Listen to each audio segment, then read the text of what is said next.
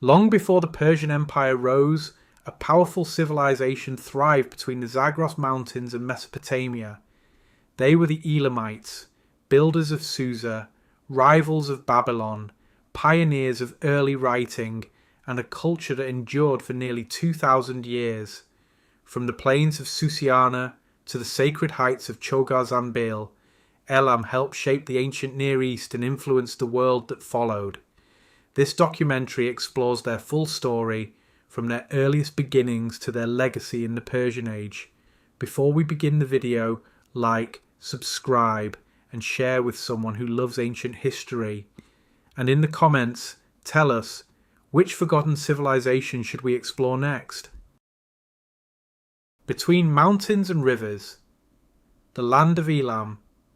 Long before the rise of the Persian Empire, before the names of Babylon and Assyria echoed across the ancient Near East, a civilization emerged between mountains and rivers, in a land that was neither fully Mesopotamian nor fully Iranian plateau. This was Elam. Its heart lay in Susiana, the fertile lowland plain of what is today southwestern Iran, watered by rivers such as the Karun and Karkeh. To the west stretched the flatlands of Mesopotamia, home to the Sumerian city-states. To the east rose the rugged Zagros Mountains, forming a natural barrier and corridor into the Iranian highlands. Elam existed between these worlds. Geography shaped everything about its development. The Susiana plain offered agricultural potential. Seasonal flooding enriched the soil, allowing early communities to cultivate barley, wheat, and dates. Irrigation channels gradually expanded farming capacity. Villages appeared along riverbanks, their mud brick. Houses clustered near arable land. Yet Susiana was not as predictably fertile as southern Mesopotamia. Rainfall patterns varied, rivers shifted courses. Agricultural success required adaptation and local knowledge. To the east, the Zagros foothills provided a different environment. Cooler elevations, pasture lands suitable for herding goats and sheep, and mineral resources including stone and metals not easily accessible in the alluvial plains. Elam's geography therefore created dual identity: lowland agricultural settlements and highland pastoral communities. This duality would define Elamite political organisation for centuries. Archaeological evidence shows that settlement in Susiana dates back to the Neolithic period. By the 5th millennium BCE, communities in the region were already participating in long-distance exchange networks. Pottery styles demonstrate connections with Mesopotamia while retaining distinct local characteristics. The site of Susa would eventually become Elam's principal urban centre. Excavations at Susa reveal occupation layers stretching back to the late 5th millennium BCE. In its earliest phases, Susa shows both indigenous development and influence from Mesopotamian cultures such as the Ubaid. Yet Elam was not merely a cultural extension of Mesopotamia. Material culture from early Susiana demonstrates unique artistic motifs and administrative practices. Seals and pottery bear designs that differ from their western neighbours. Over time, these distinctions strengthened. Strategically, Elam occupied a critical position. To Mesopotamian rulers, Susiana represented both opportunity and threat. It controlled routes into the Iranian plateau. It connected trade networks stretching eastward toward regions rich in metals and stone. For highland communities, the Susiana plain offered access to agricultural surplus and interaction with urban centres. This interregional location allowed Elam to function as intermediary. Trade moved through its territory. Copper, tin, precious stones, textiles. Highland resources flowed toward lowland markets. Mesopotamian goods travelled eastward. Early agricultural communities in Susiana laid the foundation for this role.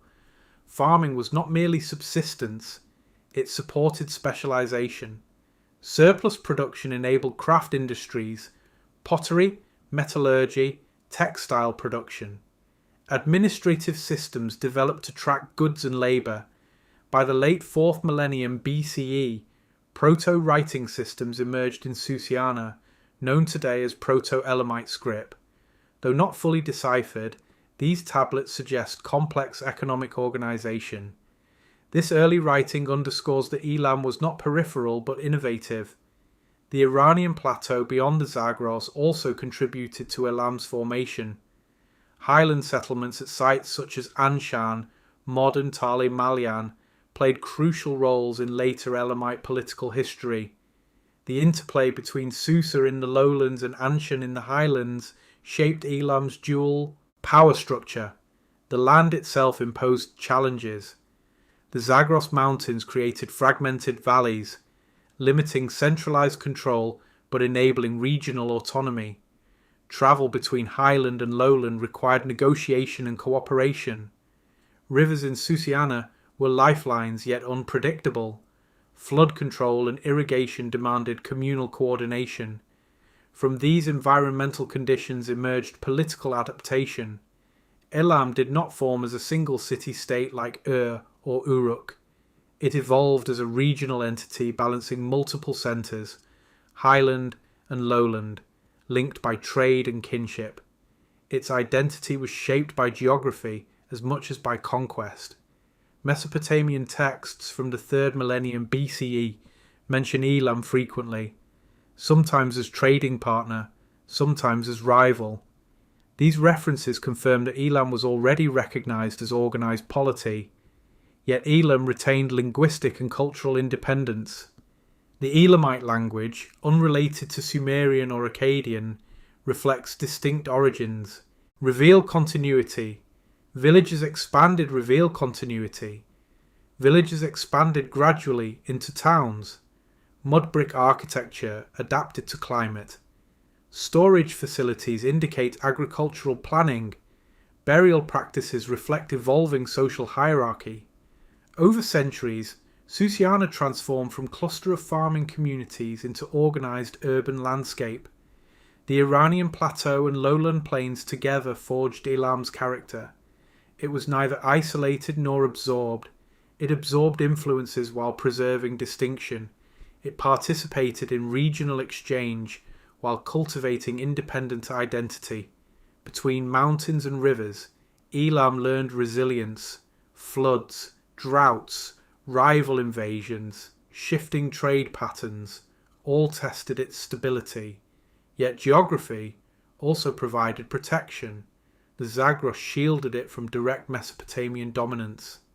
Highland retreats allowed recovery after defeat. This interplay of vulnerability and defence defined Elam's early centuries. Agricultural communities in Susiana mastered irrigation. Highland pastoralists navigated seasonal movement. Traders connected distant markets. Out of this mosaic emerged one of the ancient Near East's most enduring civilizations. Elam's land was not uniform. It demanded adaptation. It fostered cooperation across ecological zones. It encouraged flexibility in governance. When later empires rose, Akkadian, Babylonian, Assyrian, Elam endured, sometimes subdued, sometimes ascendant. Its endurance began here, in fertile plains watered by uncertain rivers, in foothills rising toward the plateau, in villages that became towns, and towns that became political centres. Between mountains and rivers, Elam found its place, not as imitation of its western neighbour, but as civilization shaped by its own geography. And from this landscape the story of Elam would unfold, across millennia, resilient, distinct, and deeply rooted in the land that formed it. Before kings, the dawn of Elamite civilization. Long before Elam's kings bore formal titles, before their armies marched against Mesopotamian rivals, before monumental inscriptions proclaimed victories, there was a quieter transformation unfolding in the lowlands of Susiana and the foothills of the Zagros Mountains. It began with fields, clay, and counting. By the late 5th and early 4th millennia, BCE, the region that would later be called Elam was already changing.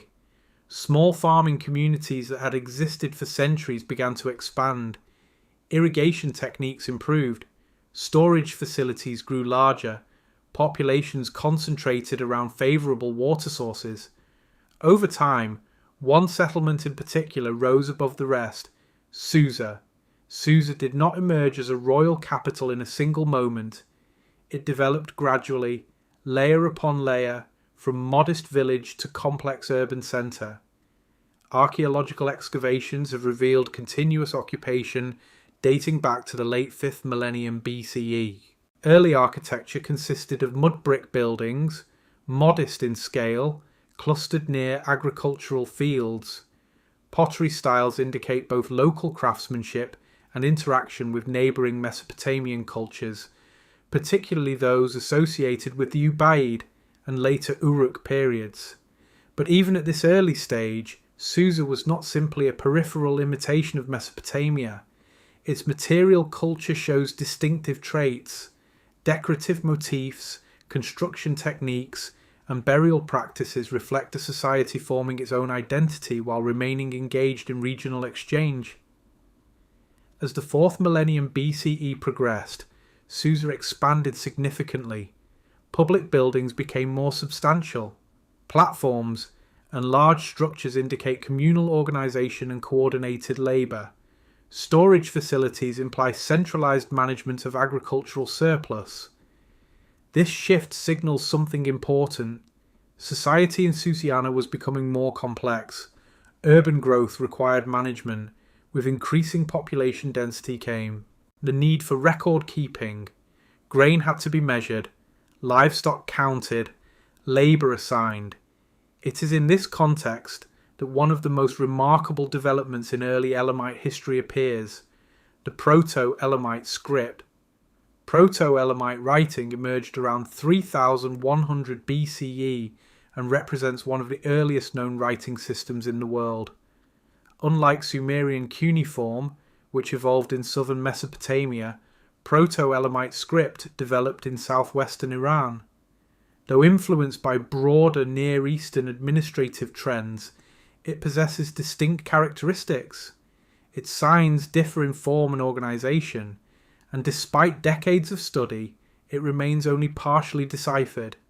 Thousands of clay tablets bearing Proto-Elamite signs have been discovered, particularly at Susa.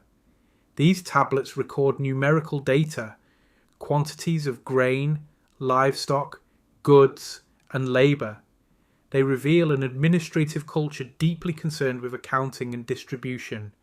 Writing did not begin in Elam as literature or royal proclamation. It began as administration. This detail matters. It suggests that long before kingship was formally articulated in inscriptions, organised economic authority existed. Someone, or some institution, oversaw production and redistribution. Whether this authority was temple-based, communal, or proto-political remains debated, but its presence is undeniable. Trade networks further shaped this early civilization. Elam's geographical position gave it strategic importance.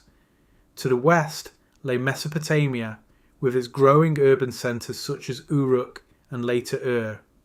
To the east and northeast stretched the Iranian plateau, rich in natural resources including stone, copper, and possibly tin.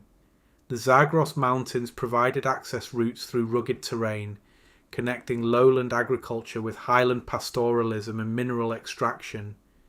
Goods moved along these routes: copper from the plateau, precious stones from distant eastern regions, and crafted goods from Mesopotamia. Circulated through Susiana, Susa functioned as a node within these networks, facilitating exchange while maintaining its own production base.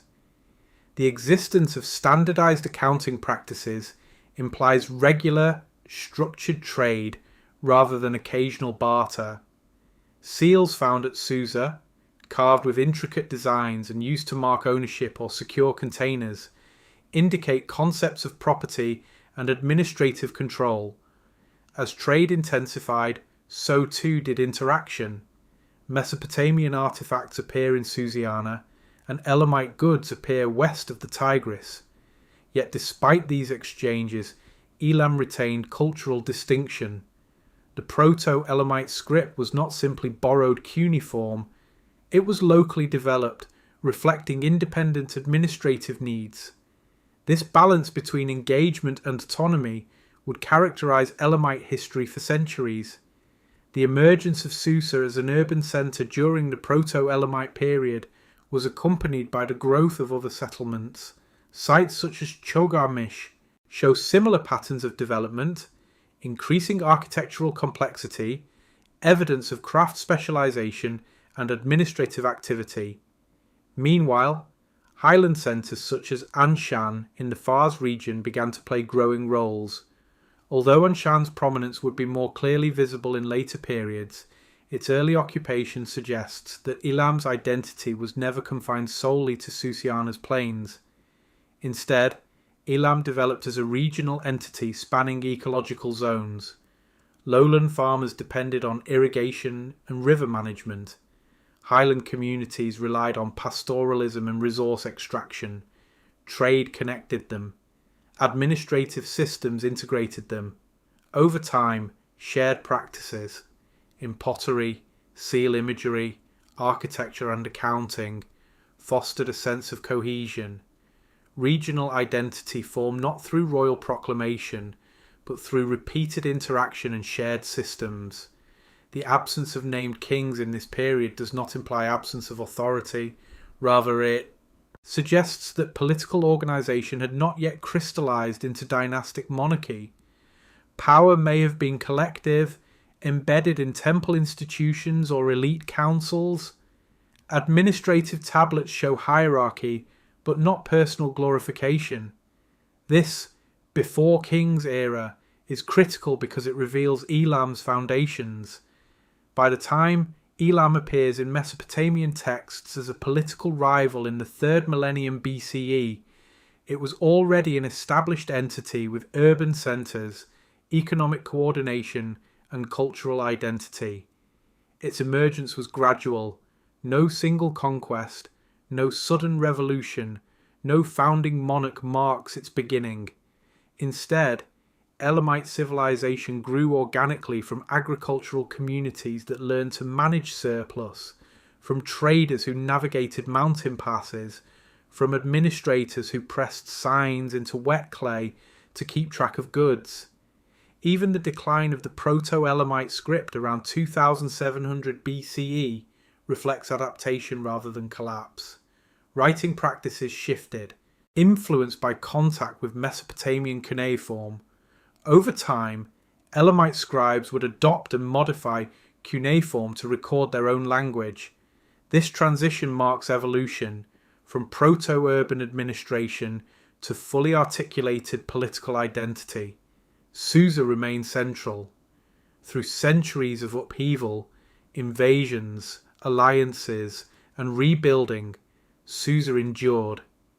Its early growth during the proto-Elamite period set the stage for its later prominence as Elam's political and religious capital.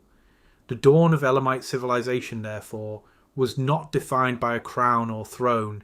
It was defined by clay tablets and canals, by fields carefully irrigated along unpredictable rivers, by merchants who connected plateau and plain, by administrators who developed systems capable of managing complexity.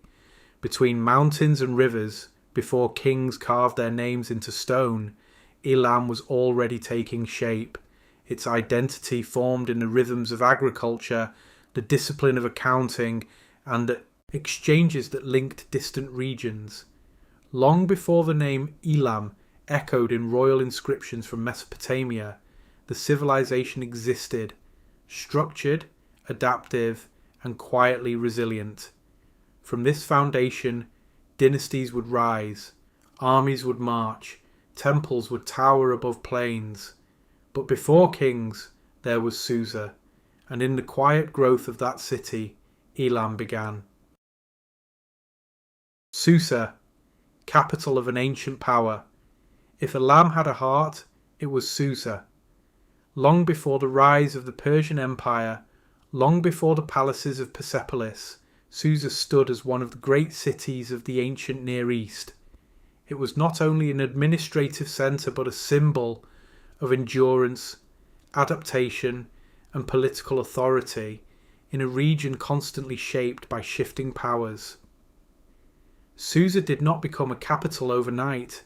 Its origins stretch back to the 5th millennium BCE, when it was still a growing settlement in the fertile plains of Susiana. Over centuries, it transformed from village to proto-urban centre, from administrative hub to capital of a kingdom that would endure for nearly 2,000 years. By the 3rd millennium BCE, Susa had evolved into a true urban centre. Its architecture reveals this transformation. Excavations at Susa show complex layers of construction. Early mud brick houses gradually gave way to larger public buildings. Platforms were raised above the plain, possibly for religious or administrative use. Streets became more defined. Storage facilities expanded. The scale of construction suggests organised labour directed by centralised authority. Architecture was not merely practical, it was political. Large administrative buildings indicate coordinated governance.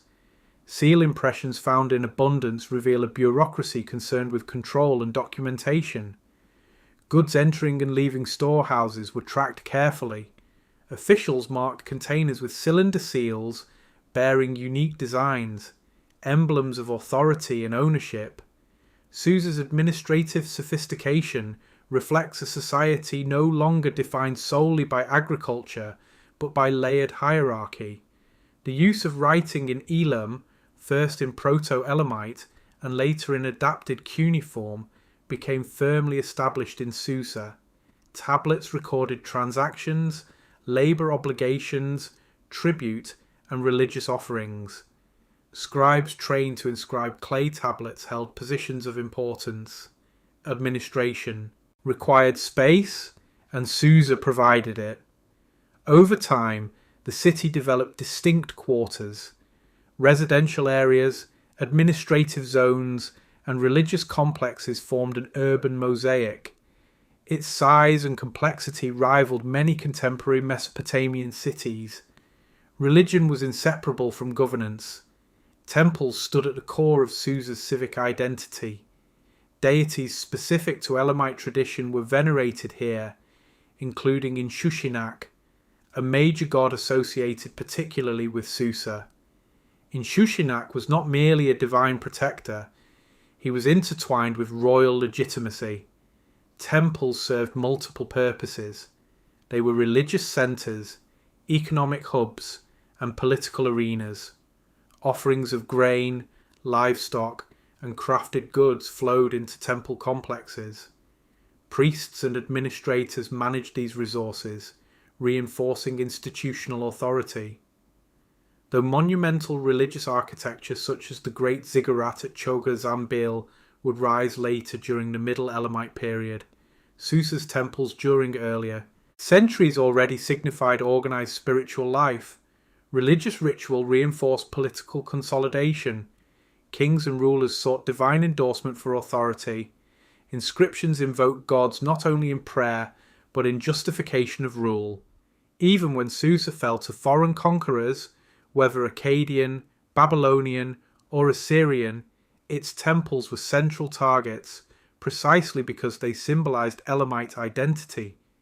Susa's political role expanded significantly during the 3rd and 2nd millennia BCE. As Elam coalesced into structured kingdom, Susa functioned as administrative and diplomatic capital. Royal inscriptions found in the city record building projects, military campaigns, and dedications to deities. Unlike many Mesopotamian cities that rose and fell quickly, Susa demonstrated remarkable continuity. It was conquered more than once. The Akkadian Empire under Sargon extended influence eastward. Later, Babylonian kings campaigned in the region. Assyrian armies would eventually sack the city. Yet Susa endured, rebuilt, and reclaimed central role. This endurance speaks to more than geography. It reflects political resilience. Susa's position at crossroads of trade and communication made it indispensable. Routes connecting Mesopotamia to the Iranian plateau passed through its sphere of influence. Caravans carrying metals, textiles, and agricultural goods moved through the region. Diplomatic envoys travelled the same roads. Susa therefore became not only capital of Elam, but node of regional diplomacy. Mesopotamian records frequently mention Elam in context of both conflict and alliance. Marriages between royal families occasionally linked Elamite and Mesopotamian dynasties. Trade agreements required negotiation. Military threats demanded response. Susa was the stage upon which these interactions unfolded. During the Middle Elamite period, circa 1500 to 1100 BCE, the city reached new heights of influence. Kings such as Untash-Napirisha expanded Elamite religious and political architecture. Although Untash-Napirisha built the monumental religious complex at Chogha Zanbil, Susa remained central administrative hub. Royal inscriptions from this era emphasized restoration of temples, fortification of walls, and expansion of urban space. Kings portrayed themselves as builders and protectors, guardians not only of territory but of Susa itself. Architecture expressed power. Palaces were constructed with imposing courtyards and columned halls. Walls were reinforced. Gateways symbolized control of access. Administrative centralization intensified. The Elamite language, written in adapted cuneiform, was used alongside Akkadian in diplomatic contexts. This bilingual capacity reflects Susa's role in regional communication. Religious life in Susa deepened institutional complexity. Priesthoods maintained rituals tied to agricultural cycles, royal anniversaries, and divine festivals. Offering sustained temple economies, sacred precincts became repositories of wealth and authority, yet Susa's prominence also made it target. In the 7th century BCE, Assyrian king Ashurbanipal launched devastating campaigns against Elam. His inscriptions boast of sacking Susa, destroying temples, and carrying away statues of gods. Archaeological evidence confirms destruction layers during this period. For many cities, such destruction would have marked final chapter. For Susa, it was another interruption. The city was rebuilt and later became an important centre within the Achaemenid Persian Empire. Persian kings, including Darius I, chose Susa as one of their royal capitals. They constructed palaces atop earlier Elamite foundations. This continuity underscores Susa's enduring strategic and symbolic value. Across centuries, Susa represented more than administrative efficiency. It embodied Elamite identity. Its architecture evolved from mud brick platforms to complex palatial structures. Its temples anchored spiritual life. Its scribes recorded economic transactions and diplomatic correspondence. Its rulers invoked gods and commemorated victories. Susa consolidated political authority not only by centralizing administration, but by projecting legitimacy. Even in periods of fragmentation, the city functioned as anchor. Rival claimants sought control of Susa to legitimize rule. Urban development and political consolidation were intertwined. As Susa grew physically, Elam grew institutionally. The city's ability to adapt, to rebuild after invasion, to incorporate foreign influences without losing core identity explains its longevity. It was never isolated. It absorbed Mesopotamian administrative practices. It engaged in regional diplomacy. It participated in economic networks that stretched across the Near East. Yet it remained distinctly Elamite. The cult of Inshushinak persisted. The Elamite language endured.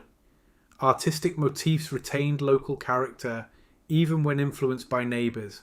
Susa was capital of ancient power not because it dominated through sheer size, but because it endured through adaptation. In the shifting political landscape of the ancient Near East, where empires rose and fell with startling speed, Susa's continuity stands out. Between mountains and rivers, between plateau and plain, Susa became the enduring centre of Elam, a city shaped by architecture and administration, a city sanctified by temples and ritual, a city that negotiated with rivals, resisted conquerors, and outlived empires. Through Susa, Elam expressed its political will and cultural identity, and through Susa's endurance, the legacy of Elam would echo far beyond its earliest centuries, into the Persian Age and beyond. Long after many ancient capitals turned to dust, Susa remained, a capital not only of a kingdom, but of resilience. Rivals across the Tigris, Elam and Mesopotamia. To understand Elam, one must look west, across the Tigris River, toward the cities of southern Mesopotamia. For centuries, the relationship between Elam and the Sumerian and Akkadian worlds was defined not by simple hostility or simple cooperation, but by a complex rhythm of rivalry, alliance, trade, and war. Geography ensured that these civilizations could never ignore one another. The Susiana plain lay at the eastern edge of Mesopotamian influence.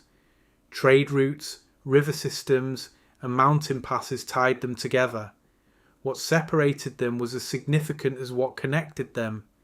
By the 3rd millennium BCE, Sumerian city-states such as Uruk, Lagash, and Kish had already developed intricate political systems in the fertile lands between the Tigris and Euphrates.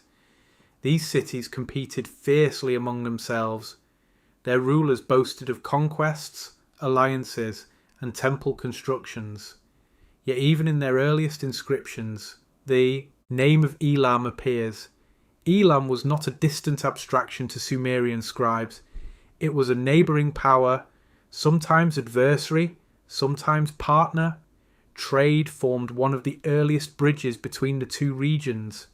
Southern Mesopotamia lacked certain resources, including high-quality stone and many metals.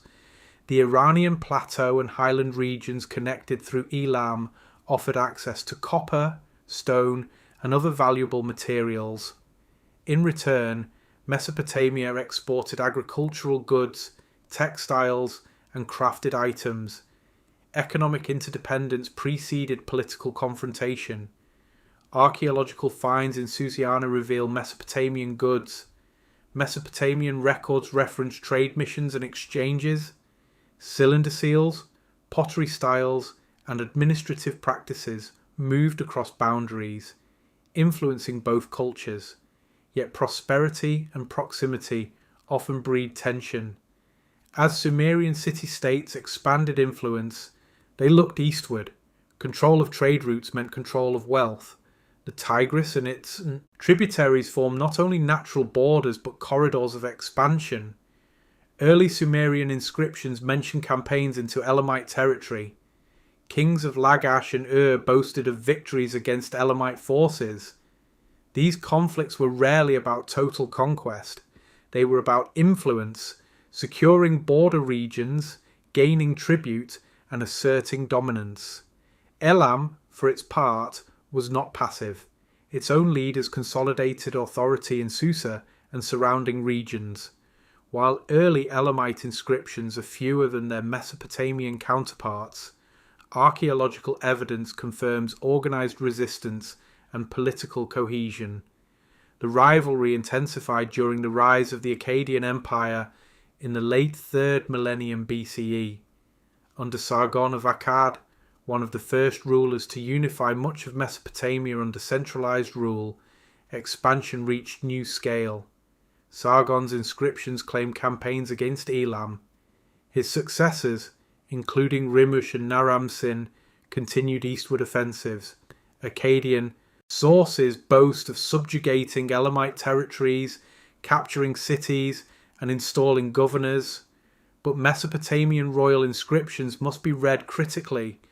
They often exaggerate victories and minimize setbacks. While Akkadian forces undoubtedly exerted influence over parts of Elam, control appears to have fluctuated. Elamite autonomy endured, even during periods of nominal subjugation. One key development during Akkadian interaction was the integration of administrative practices.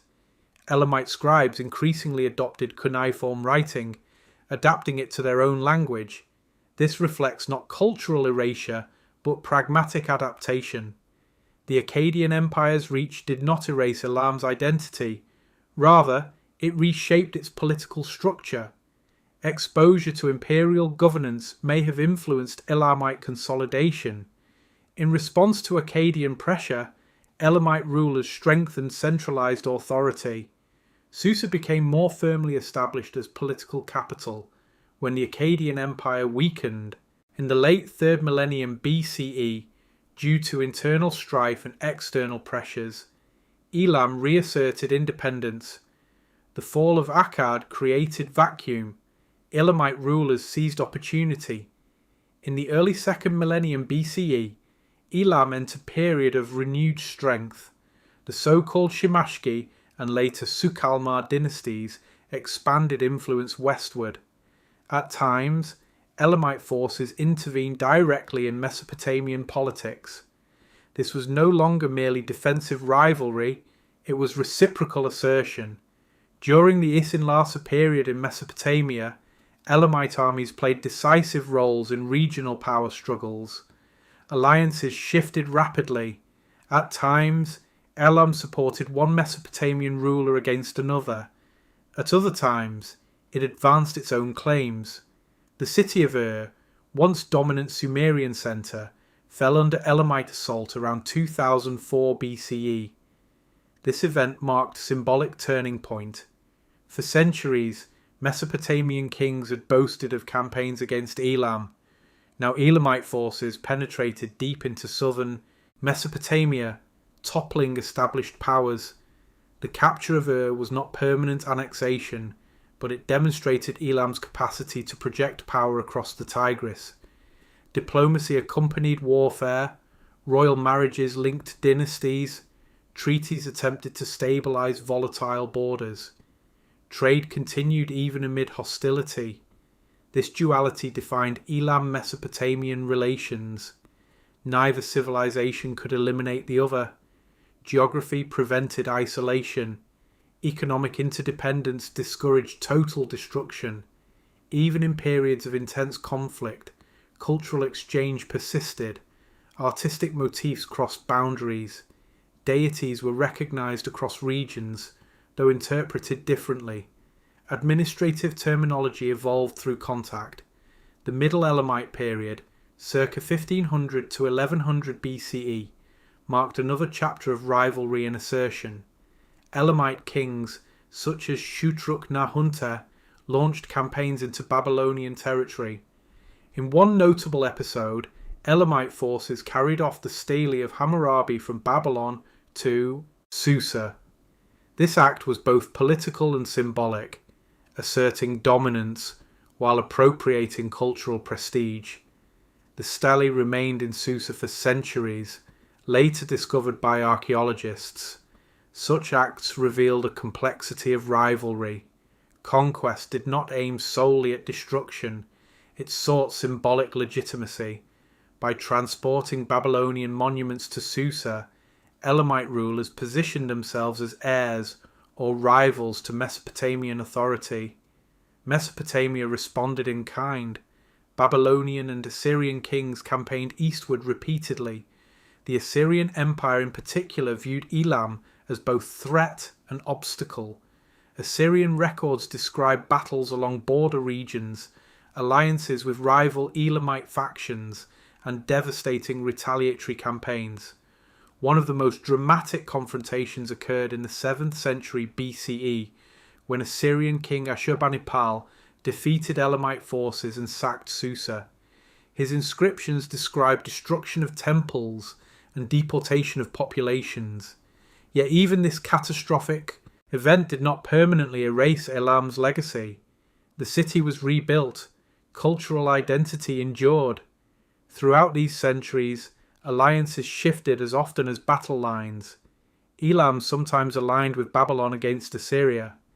At other times, internal Elamite divisions invited Mesopotamian intervention. Political fragmentation within Elam occasionally weakened unified response. Conversely, Mesopotamian internal struggles created openings for Elamite assertion.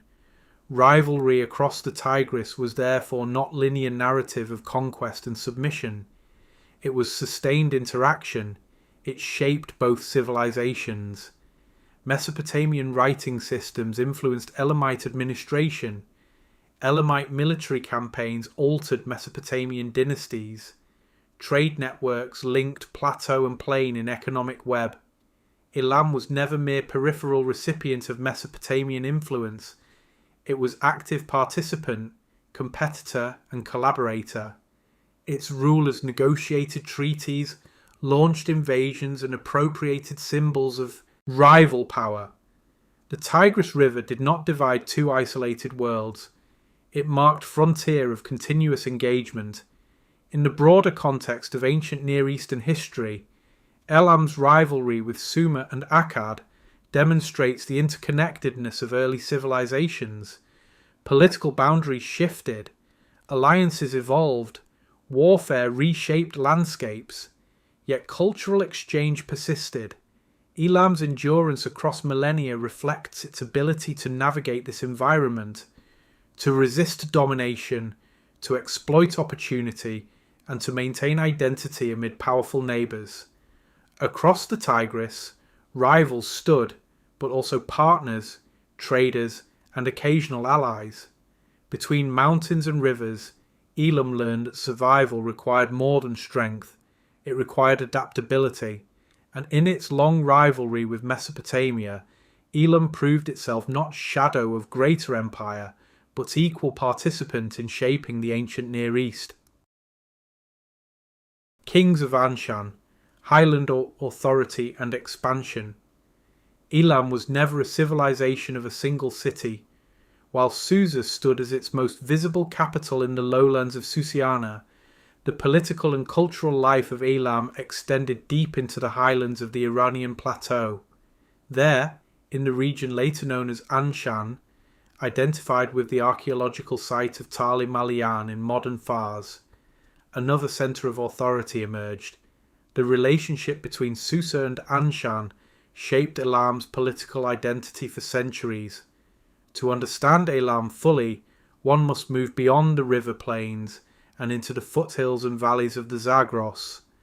Anshan was not simply a provincial outpost, it was a highland power centre, deeply embedded in networks of pastoral communities, trade routes, and resource zones. Its rise reflects the dual character of Elamite civilization, a society straddling lowland agriculture and highland mobility.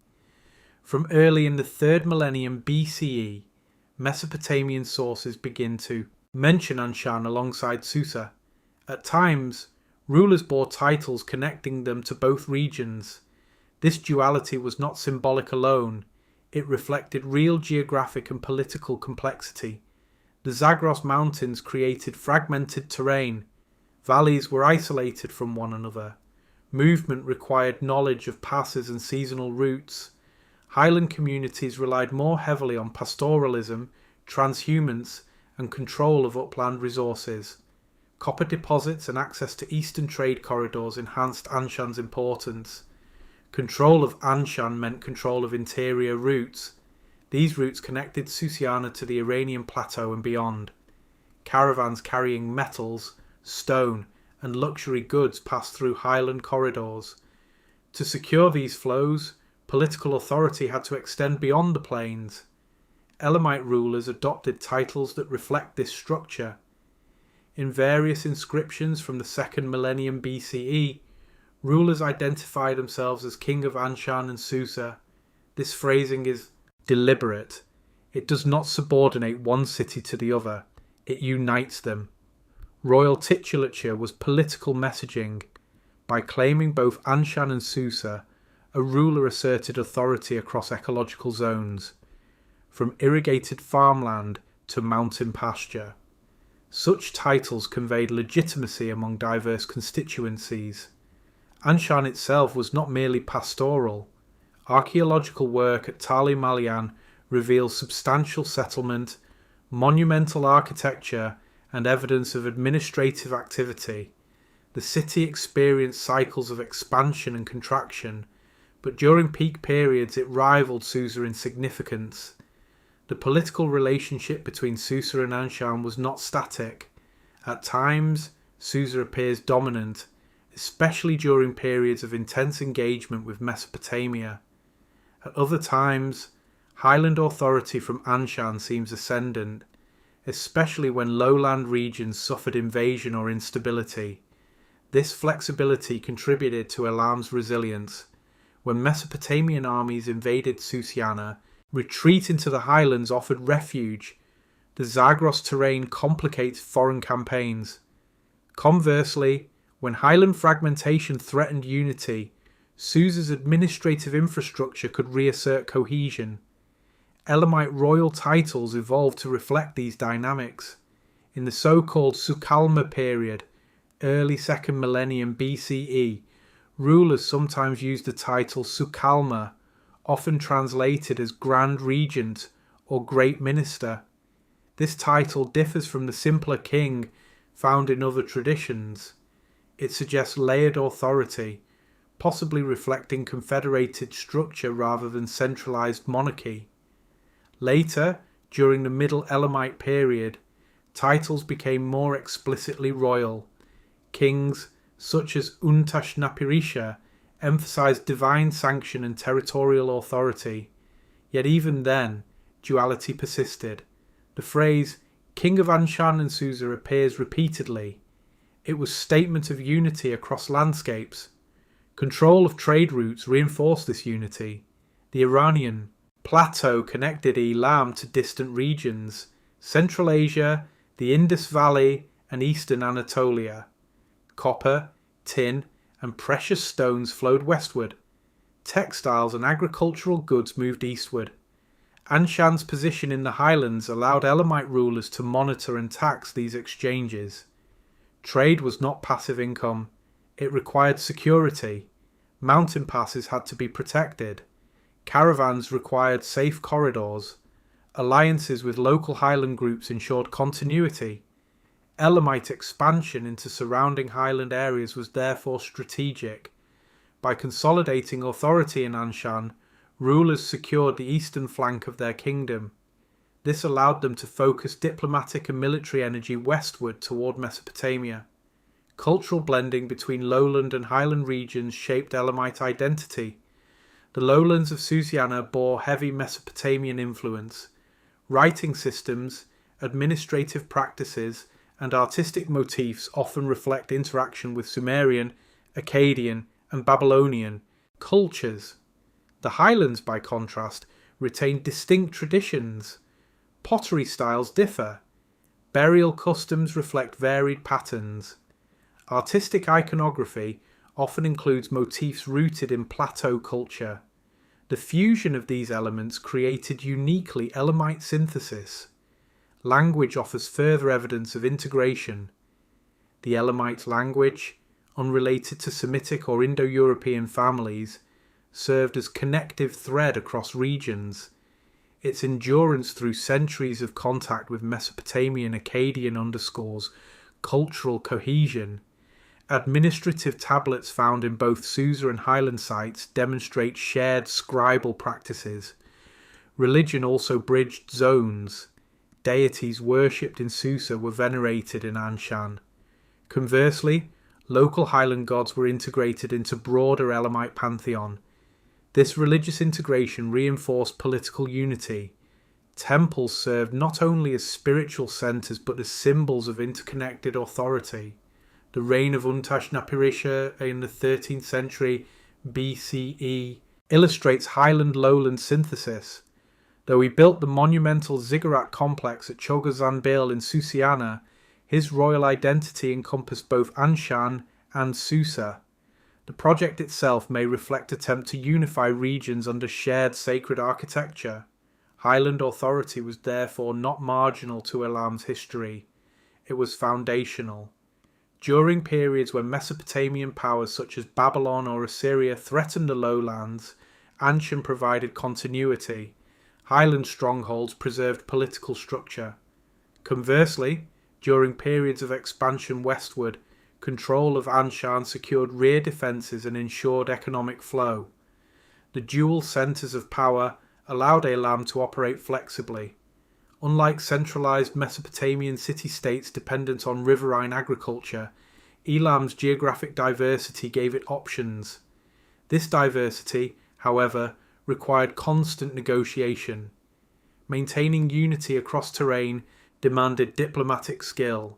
Local elites in highland valleys possessed autonomy, royal authority had to be asserted through alliance as much as through force. Elamite inscriptions occasionally record internal consolidation campaigns, evidence that unity was not automatic. Yet the recurring dual title, Anshan and Susa, suggests persistent aspiration toward integrated kingdom. Over centuries, as Mesopotamian empires rose and fell, Anshan's role remained critical. Even after Assyrian devastation of Susa in the 7th century BCE, highland centres retained vitality. Later, during the rise of the Achaemenid Persians, Anshan gained renewed prominence. Early Persian rulers such as Cyrus II styled themselves King of Anshan, reflecting continuity of highland political tradition inherited from Elamite past. Thus, Anshan's legacy extended beyond Elamite era. It influenced Persian state formation. The concept of dual or multi-centered authority, uniting plateau and plain, echoes through subsequent Iranian history. In the centuries when Elam confronted Sumer, Akkad, Babylon, and Assyria, its strength lay not solely in Susa's administrative sophistication, but in Anshan's highland authority. Trade routes passing through Zagros corridors connected Elam to broader world. Royal titles proclaimed integrated sovereignty. Cultural blending created resilient identity. Kings of Anshan were not secondary rulers. They embodied Elam's capacity to straddle worlds, agricultural and pastoral, lowland and highland, Mesopotamian influenced and plateau rooted. Between mountains and rivers, between Susa and Anshan, Elam forged political model adaptable to shifting geopolitical realities. In this dual structure lay one of its greatest strengths. When plains were invaded, mountains endured. When highlands fragmented, lowlands stabilised. And through centuries of rivalry and expansion, the kings of Anshan ensured that Elam was never confined to a single city, but anchored in a landscape as diverse as its history. The Middle Elamite Revival. By the early 2nd millennium BCE, Elam had already endured centuries of rivalry with Mesopotamian powers. It had experienced periods of subordination, fragmentation, and resurgence. Yet during the Middle Elamite period, roughly 1500 to 1100 BCE, Elam did more than survive. It revived. This revival was not sudden. It was the result of gradual political consolidation, dynastic continuity, economic recovery, and religious investment. The Middle Elamite era marks one of the most confident phases in Elam's long history, a time when rulers projected authority not only through warfare, but through architecture, administration, and sacred patronage. After the earlier Sukalma period and the turbulence of Mesopotamian intervention, Elamite political structure required reorganization. The lowlands of Susiana and the highlands of Anshan once again needed unification under stable leadership. Dynasties emerged that provided continuity across generations. One of the most significant ruling houses of this revival was the Kidinuids, followed by the Igihalkids and the Shutrukids. These dynasties strengthened central authority while maintaining the traditional dual identity of Elam, ruling both Susa in the lowlands and Anshan in the highlands. Royal inscriptions from this era emphasized legitimacy through lineage. Kings identified their fathers and grandfathers, reinforcing dynastic stability. They used established titles such as King of Anshan and Susa, signalling continuity with earlier traditions while asserting renewed strength. Political stability did not mean isolation. Elam remained deeply engaged with the wider Near Eastern world. Yet during this period, it approached its neighbours from a position of increased confidence. The revival coincided with shifting power dynamics in Mesopotamia. Babylon, under the Kassite dynasty, dominated much of southern Mesopotamia during parts of this period. Relations between Elam and Kassite, Babylon oscillated between cooperation and confrontation. Elamite rulers sometimes married into Kassite royal families, forging diplomatic alliances. At other times, they exploited Babylonian weakness to expand influence westward. Such manoeuvring required stable internal governance. Administrative tablets from Susa during the Middle Elamite period demonstrate organised bureaucracy. Officials managed temple estates, agricultural production, and craft workshops.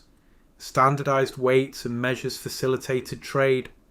Political stability also enabled monumental building projects. Perhaps the most dramatic symbol of the Middle Elamite revival is the ziggurat complex at Chogha Zanbil, constructed in the 13th century BCE under King Untashnapirisha. Chogha Zanbil was not merely a temple, it was a statement. Located some distance from Susa, the complex was dedicated primarily to the god Inshushinak, though other deities were honoured there as well. The central ziggurat, a stepped, multi-tiered structure, rose above surrounding walls and courtyards. Its scale rivaled monumental constructions in Mesopotamia. The construction required enormous labour coordination. Bricks stamped with royal inscriptions attest to organised workforce and ideological messaging. Untashnapirisha presented himself as pious builder, favoured by gods and guardian of tradition. Religious patronage during this period reinforced royal authority. Temples were restored and expanded. Offerings were recorded in inscriptions. Deities were invoked in royal titles. Religion functioned not as private devotion but as public legitimacy. The Middle Elamite revival saw increased emphasis on divine sanction. Kings positioned themselves as intermediaries between gods and people. Building projects dedicated to major deities symbolised stability and continuity. Susa itself underwent renovation during this era. Palaces were expanded, defensive structures reinforced, administrative quarters rebuilt. These constructions reflect economic capacity. Agriculture in Susiana continued to provide surplus. Trade routes connecting Plateau and Mesopotamia remained active. Copper, stone, and crafted goods circulated. Elamite artisans developed distinctive artistic styles. Relief carvings, seals, and metalwork display iconography, blending local and Mesopotamian influences while maintaining unique elements. This cultural confidence mirrored political revival. Military activity during this period was strategic rather than purely defensive. The most prominent example of Elamite expansion came under King Shutruk-Nahunte in the late 12th century BCE. Shutruk-Nahunte launched campaigns into Babylonian territory, defeating Kassite rulers and carrying off significant monuments, including the famous stele of Hammurabi. Transporting such monuments to Susa was a symbolic act of dominance. It declared Elam heir to Mesopotamian prestige. Yet these campaigns were not about permanent annexation of Mesopotamia. They were about asserting strength and leveraging moments of regional weakness. The Middle Elamite revival was therefore both inward and outward. Inward, through dynastic consolidation, temple construction, and administrative reform. Outward, through military assertion and diplomatic manoeuvring. Religious patronage extended beyond Chogha Zanbil. Inscriptions from this period record restoration of temples dedicated to deities across Elamite territory. Gods such as Inshushinak, Napirisha, and Kiririsha occupied central roles. Religious architecture fostered unity across regions. Pilgrimage to sacred sites reinforced shared identity. Ritual calendars synchronized communal observance. In times of political tension, religious cohesion provided stability. One of the defining features of the Middle Elamite revival was its balance between continuity and innovation. Elamite rulers preserved traditional titles and regional duality. They honoured ancestral deities and maintained linguistic distinctiveness. At the same time, they adopted architectural forms influenced by Mesopotamia, integrated cuneiform, writing more fully, and engaged in complex diplomacy. This adaptability strengthened resilience. However, revival did not guarantee permanence. By the end of the 12th century BCE, broader regional upheavals, including movements often associated with the late Bronze Age collapse, disrupted Near Eastern political networks. Trade patterns shifted, empires faltered, internal divisions resurfaced. Elam would face renewed challenges in the following centuries. Yet the Middle Elamite period stands as testament to capacity for renewal. From fragmentation, Elam reasserted strength. From rivalry, it forged opportunity. From religious devotion, it derived legitimacy. The monumental ziggurat at Chogha Zanbil still rises from the Iranian plain today, weathered but imposing, as physical reminder of this era. It symbolises more than architectural achievement. It embodies political confidence, religious devotion, and cultural synthesis. The Middle Elamite revival shows that Elam was not peripheral civilization reacting to Mesopotamian dominance. It was independent power capable of building monumental architecture, projecting military force, and shaping regional politics. Between mountains and rivers, in shadow of larger empires, Elam endured, and in this period it thrived. Dynasties stabilized governance, monuments proclaimed authority, temples sanctified rule, and for several centuries in the second millennium BCE, Elam stood not as survivor alone, but as formidable presence in the ancient Near East. Chogha Zanbil, monument of faith and power, rising from the plains of Khuzestan in southwestern Iran, the ruins of Chogha Zanbil remain one of the most striking monuments of the ancient Near East. Weathered by centuries of wind and sun, its stepped mass still dominates the horizon. It is not merely a ruin, it is testimony to faith, to political ambition, and to the sacred authority of Elamite kingship. Built in the 13th century BCE during the Middle Elamite period, Chogha Zanbil was commissioned by King Untash Napirisha at a time when Elam had regained political stability and regional strength. The construction of this massive religious complex signalled more than devotion. It declared confidence. Unlike many ancient cities that evolved gradually over centuries, Chogha Zanbil appears to have been founded with clear vision. It was conceived as sacred centre, possibly intended to rival or complement Susa itself. The central structure, a ziggurat dedicated primarily to the god Inshushinak, rose in 5 receding tiers. Today only 2.5 tiers survive, but original height may have approached 50 metres.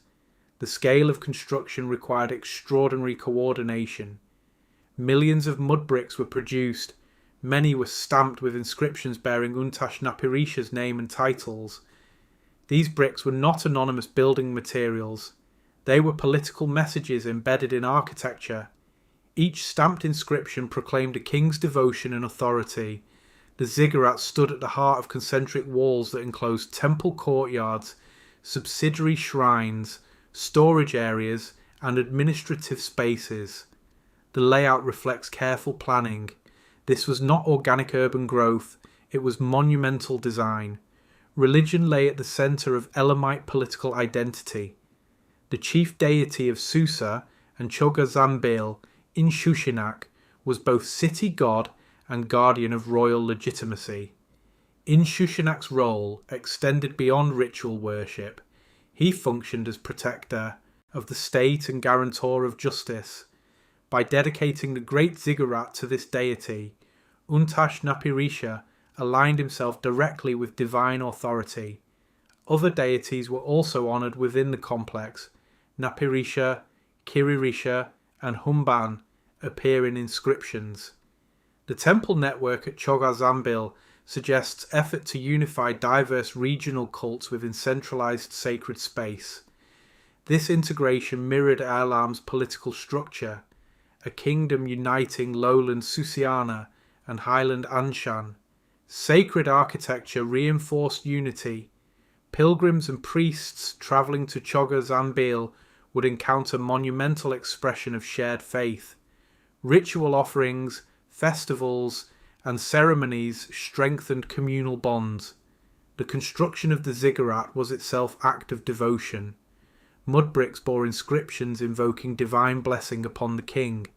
Foundation deposits included offerings meant to sanctify the site. Ritual purity was likely observed during building phases. Such acts reveal intertwining of architecture and theology. In Mesopotamia, ziggurats symbolized cosmic mountains, links between earth and heaven. Chogha Zanbil follows similar architectural logic, but expresses it through Elamite identity. Its stepped form elevated sacred space physically and symbolically. Ascending its tiers would have been ritual journey. The uppermost shrine, accessible only to priests and possibly the king, represented proximity to divine presence. Sacred kingship found material form in this ascent. Untash-Napirisha's inscriptions emphasize piety. He portrays himself not merely as builder, but as chosen servant of gods. By investing immense resources into temple construction, he sought to legitimize his reign in both religious and political spheres. Religious patronage strengthened internal stability. Temple networks managed land, labour, and resources. Agricultural estates supported priests. Offerings redistributed goods. This economic function reinforced political authority. Chogha Zanbil likely served as pilgrimage centre. Its location, slightly removed from Susa, suggests deliberate choice. It was not embedded within existing urban fabric but stood apart, commanding attention. Some scholars propose that Untash-Napirisha intended to shift capital functions to Chogha Zanbil. Whether or not this occurred, the scale of construction indicates ambition, yet the project was not fully completed. Evidence suggests that after Untash-Napirisha's death, building activity slowed. Successors did not invest equally in maintaining or expanding the complex. This incomplete vision adds layer of historical poignancy. Chogha Zanbil embodies peak of Middle Elamite confidence, but also hints at fragility of royal ambition. Ritual life at the complex would have included offerings of grain, livestock, incense, and crafted goods. Priests conducted ceremonies aligning agricultural cycles with divine favour. Royal participation in these rituals reinforced sacred kingship. The king did not merely govern, he mediated between gods and people. This mediation required visible demonstration. Monumental architecture provided stage for ritual theatre. The ziggurat's prominence on the plain made it visible from distance. Approaching caravans would see stepped silhouette rising above horizon. It communicated power, not military power alone, but sacred authority. Temple networks extended beyond Chogha Zanbil. Susa retained its own religious complexes. Highland sanctuaries in Anshan and surrounding regions maintained local cults. By incorporating multiple deities within single complex, Untash-Napirisha may have sought to integrate regional religious identities. Such integration strengthened political unity. Sacred kingship in Elam differed subtly from Mesopotamian models. While Mesopotamian rulers often claimed divine favour or semi-divine status, Elamite kings emphasized service to gods rather than direct divinity. This nuance reflects theological variation, yet the political effect was similar. Legitimacy flowed from sacred endorsement.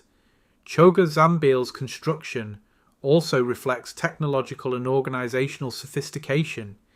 Kilns fired bricks at large scale. Labour forces coordinated tasks from brickmaking to construction. Transportation of materials required logistical planning. Such capacity implies stable governance and resource control. The ziggurat was not defensive structure. It did not serve military purpose. Its purpose was ideological. In ancient societies, ideology shaped political reality. By building a monument visible for miles, Untash-Napirisha inscribed his reign upon landscape. Even centuries later, long after Elam's decline, the ruins continued to stand. Assyrian campaigns in the 7th century BCE devastated much of Elam, including Susa, yet Chogha Zanbil, though damaged, endured. Its survival into modern era underscores durability of sacred architecture. Today, the site remains UNESCO World Heritage Location, recognised for its cultural significance. But in the 13th century BCE, it was living centre of ritual and royal authority. Chogha Zanbil encapsulates Middle Elamite revival.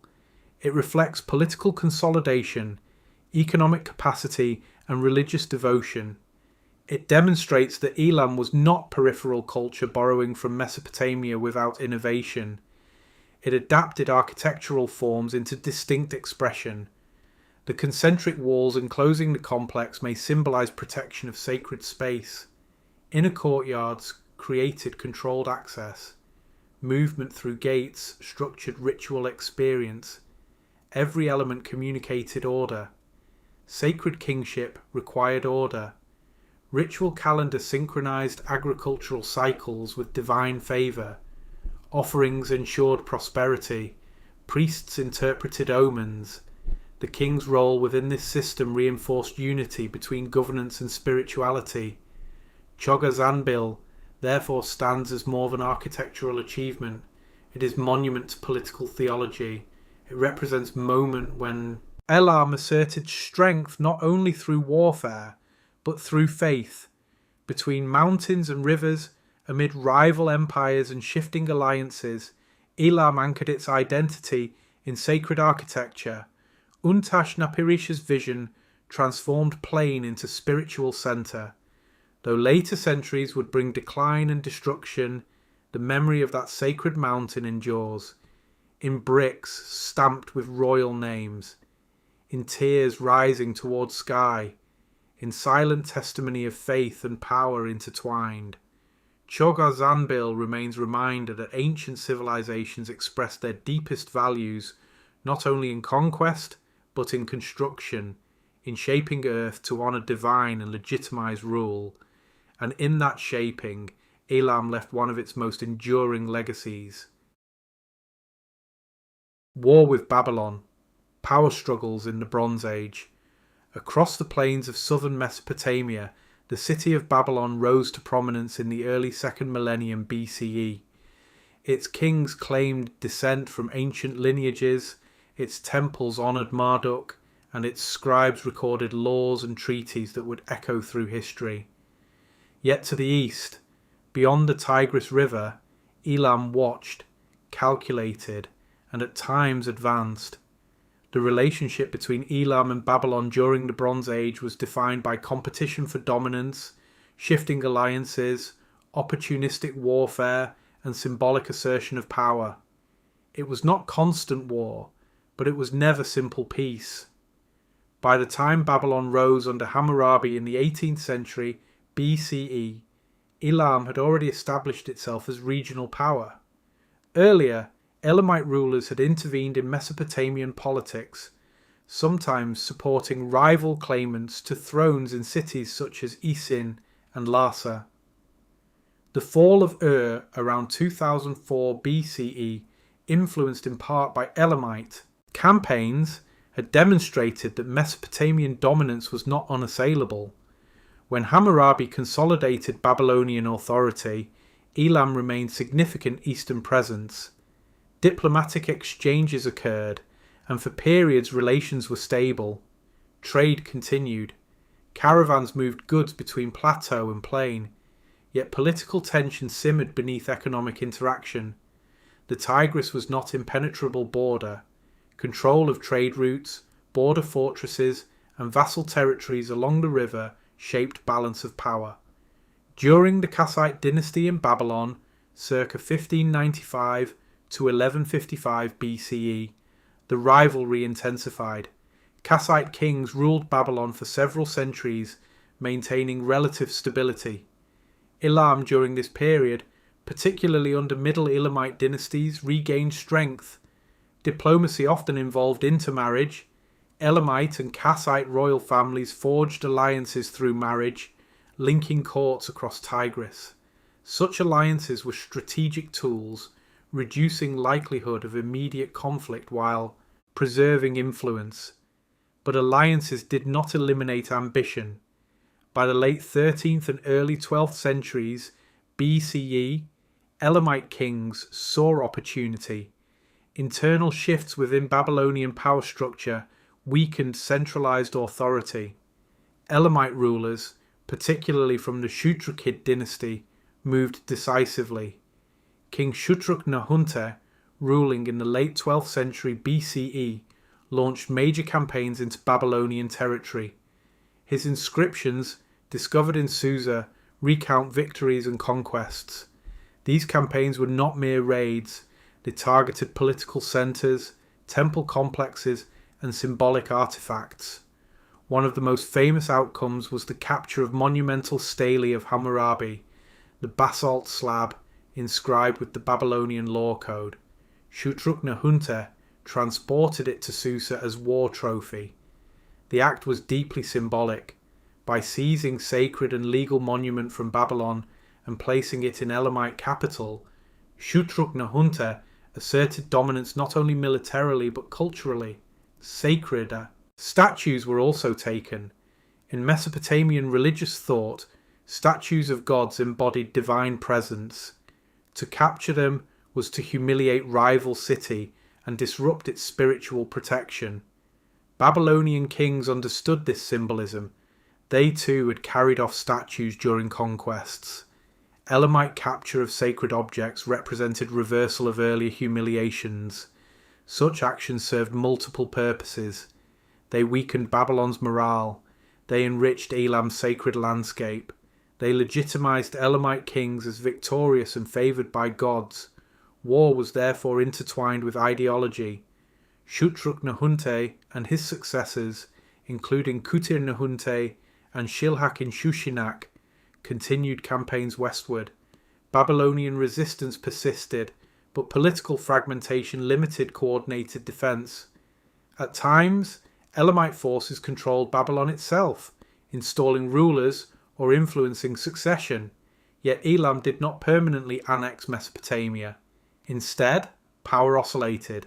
Babylonian dynasties reasserted control during periods of Elamite weakness. Retaliatory campaigns targeted Elamite border regions. Diplomacy accompanied these cycles. Treaties sought to stabilize boundaries. Hostages were exchanged. Marriages renewed alliances. The Bronze Age Near East was an interconnected web of rival states rather than isolated kingdoms. War with Babylon cannot be understood as simple Elamite aggression or Babylonian defense. It was contest for prestige, trade access, and political leverage. The capture of sacred statues highlights deeper religious dimension. For Mesopotamians, removal of God's statue meant divine abandonment. For Elamites, bringing such statues to Susa symbolized transfer of divine favor. Yet Elamite religion maintained distinct pantheon. The integration of captured statues into Susa's sacred sphere was political gesture rather than theological assimilation. The stele of Hammurabi, preserved in Susa until modern rediscovery, stands today as testament to these interactions. Its presence in Elamite territory for centuries underscores durability of Elamite victory during that period. However, dominance was temporary. By the early 11th century BCE, regional instability increased. Movements often associated with broader Late Bronze Age collapse disrupted trade networks. Assyrian power began to rise in northern Mesopotamia, altering balance further. Elam's internal cohesion weakened. Babylon regained strength intermittently. War and diplomacy continued in cycles. The capture of sacred statues was not one-sided practice. In later centuries, Assyrian campaigns would carry off Elamite gods from Susa. Ashurbanipal famously boasted of destroying Susa and removing divine images. Thus, symbolism of sacred objects moved across battle lines. The Bronze Age struggles between Elam and Babylon reveal strategic depth of Elamite leadership. Military campaigns were timed with political opportunity. Diplomatic marriages reduced risk of multi-front conflict. Trade continued, even amid hostility. Elam's control of highland routes allowed flexibility. If lowlands were threatened, highlands provided refuge. If Mesopotamian power faltered, Elam advanced. Power was rarely absolute. It was negotiated, contested, and reaffirmed repeatedly. The wars with Babylon illustrate Elam's role as major Near Eastern actor. It was not peripheral state reacting defensively. It projected force westward, toppled dynasties, and appropriated symbols of Babylonian authority. At the same time, it faced retaliation, setbacks, and eventual reversals. Bronze Age power struggles were cyclical. Babylon and Elam alternated between dominance and vulnerability. Diplomacy sometimes restored equilibrium, but memory of conquest lingered. Sacred statues, legal stelae, and inscriptions carried narratives of triumph.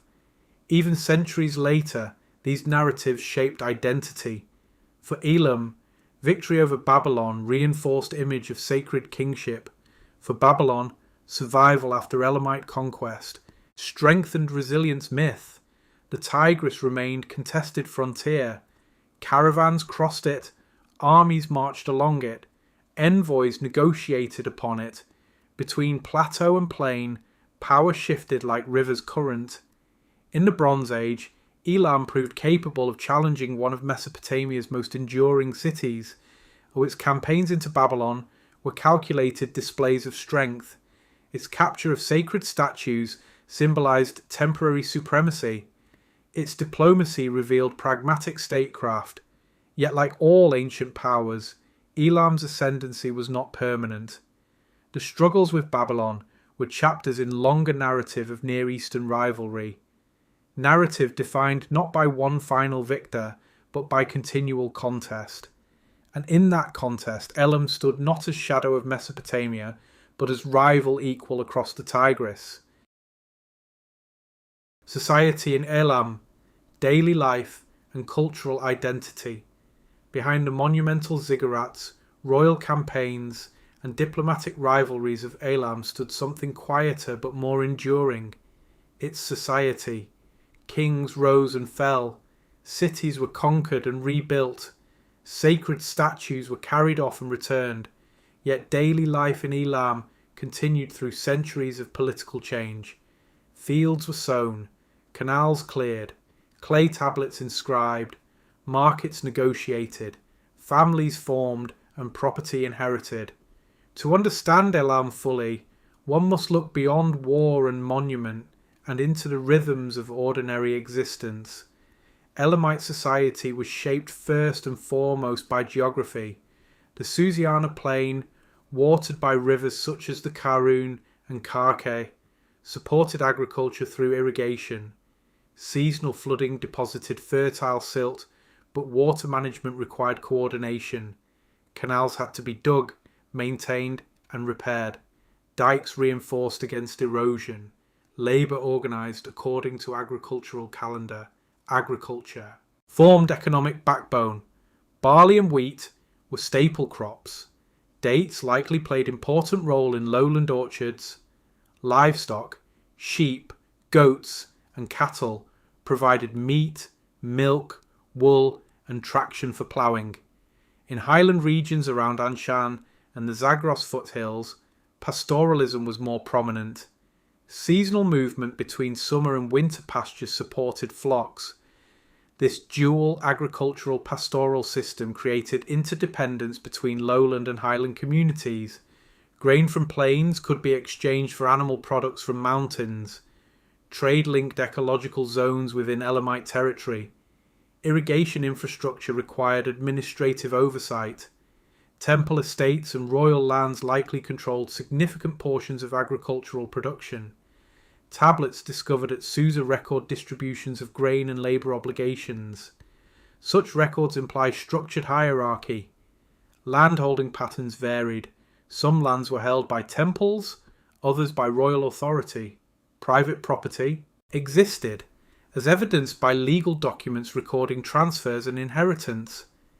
Elamite law, though less extensively preserved than Babylonian codes, emerges in contracts and administrative texts. Documents record marriages, property transfers, and disputes. Women appear in records not merely as dependents, but as property holders and participants in transactions. This suggests nuanced social structure. Craft production formed another pillar of Elamite society. Archaeological evidence reveals workshops producing pottery, metal tools, jewellery, textiles, and carved seals. Copper and bronze objects indicate metallurgical skill. Stone carving and relief art display aesthetic sophistication. Cylinder seals are especially revealing. Used to mark ownership and authenticate documents, they bear intricate imagery, animals, mythological scenes, geometric patterns. These seals were personal identifiers and administrative tools. Trade extended beyond internal exchange. Elam's location between Mesopotamia and the Iranian plateau positioned it within long-distance networks. Copper from eastern sources, lapis lazuli from Afghanistan, and other precious materials passed them through Elamite hands. Merchants facilitated this flow. Though individual merchant records are limited, administrative tablets referencing shipments and deliveries attest to organised exchange. Marketplaces likely existed in urban centres such as Susa. Rural communities engaged in barter and localised trade. Language served as cohesive force within this diverse society. The Elamite language, unrelated to Semitic Akkadian or Indo-European tongues, was written using adapted cuneiform script. Earlier proto-Elamite writing had emerged independently in late 4th millennium BCE. By 2nd millennium, cuneiform writing influenced Elamite record keeping. Scribes trained to use cuneiform maintained archives of economic and legal transactions. Bilingual inscriptions occasionally appear, particularly in diplomatic contexts, indicating fluency in Akkadian for communication with Mesopotamia. Yet Elamite language endured. Its persistence across centuries reflects cultural resilience. Social hierarchy in Elam included royal family, nobles, priests, scribes, craftsmen, farmers and labourers. Kings claimed divine favour, but authority depended on cooperation of elites and institutions. Temple complexes functioned as economic hubs. Priests managed offerings, lands, and festivals. Women appear in various capacities in records, as property holders, temple personnel, and members of elite families. While patriarchal structure prevailed, evidence suggests women exercised legal rights within defined parameters. Slavery existed, as in other ancient societies. War captives may have been incorporated into labour force. Debt servitude likely occurred. However, documentation is less extensive than in Mesopotamia. Religion permeated daily life. Deities such as in Shushinak, Napirisha, Humban, and Kiririsha received offerings. Household rituals likely complemented temple ceremonies. Burial practices varied. Some graves include grave goods, pottery, ornaments, tools. indicating beliefs about afterlife provision. Funerary customs differed between lowland and highland communities, reflecting regional diversity. Festivals punctuated calendar. Agricultural cycles determined timing of rituals. Royal anniversaries may have been commemorated with offerings and public ceremonies. Urban life in Susa combined administrative and domestic functions. Residential quarters consisted of mud brick houses arranged along streets. Courtyards provided light and ventilation. Storage jars lined walls. Workshops operated within or adjacent to homes. Water was drawn from wells or canals. Public spaces included temples, administrative buildings, and possibly market areas. The social fabric was woven through kinship networks. Family units formed basic economic and social units. Extended families likely shared property and labour.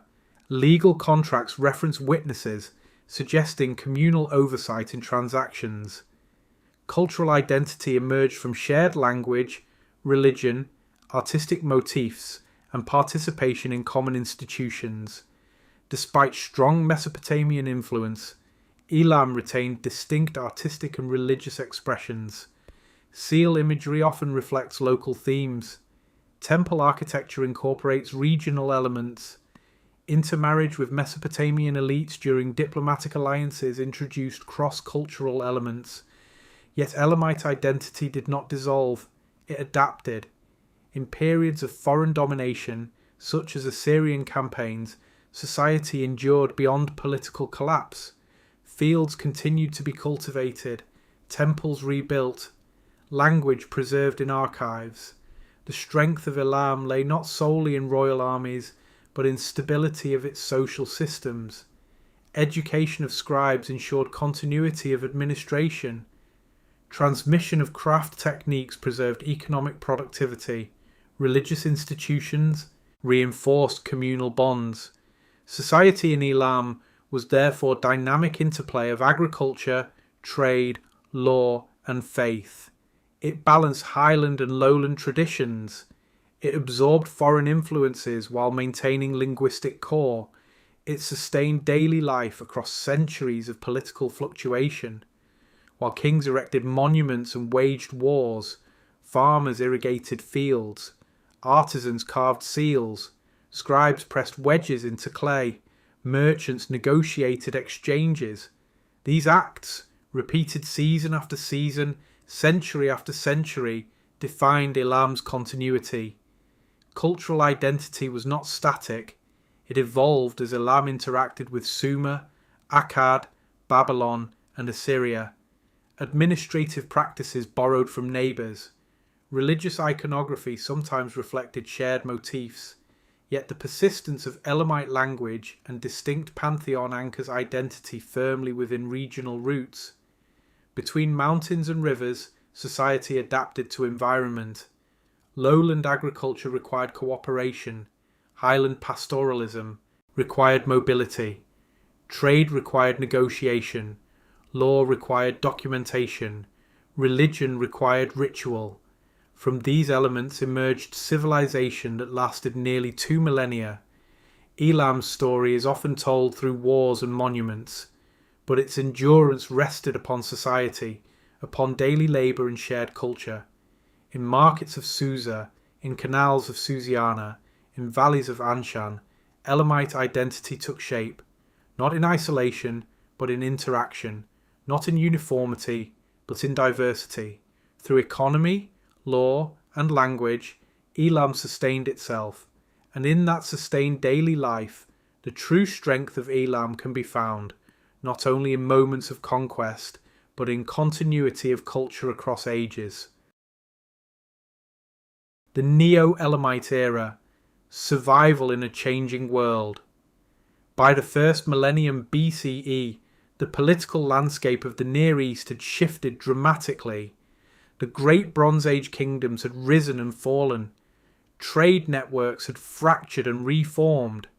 New powers emerged with different military systems, different ambitions, and unprecedented scale. Among them, Assyria stood dominant.